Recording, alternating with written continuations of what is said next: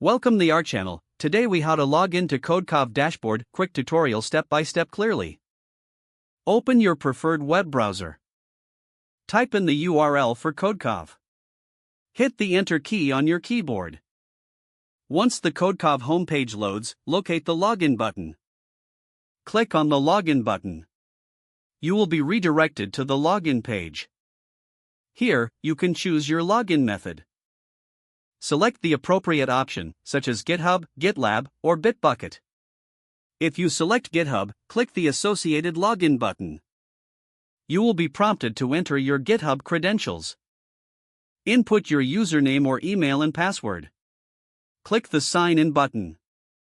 If you enabled two-factor authentication, enter the verification code sent to your device.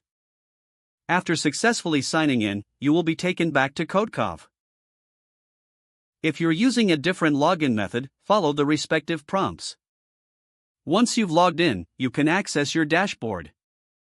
Explore the features available within your Codecov dashboard. You're now set to monitor your code coverage effectively. If the page does not load, refresh the browser or try again in a private or incognito window.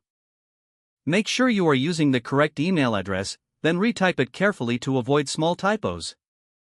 If your password is not accepted, use the reset option and create a new strong password you can remember.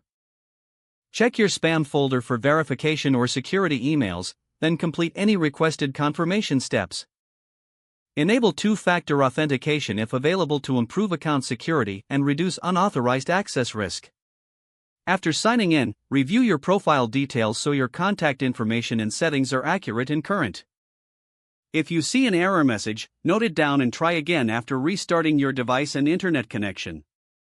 Log out when you finish, especially on shared devices, to keep your account and payment information secure. If the page does not load, refresh the browser or try again in a private or incognito window. Make sure you are using the correct email address, then retype it carefully to avoid small typos. Don't forget to like this video and subscribe to our channel for more step-by-step tech guides.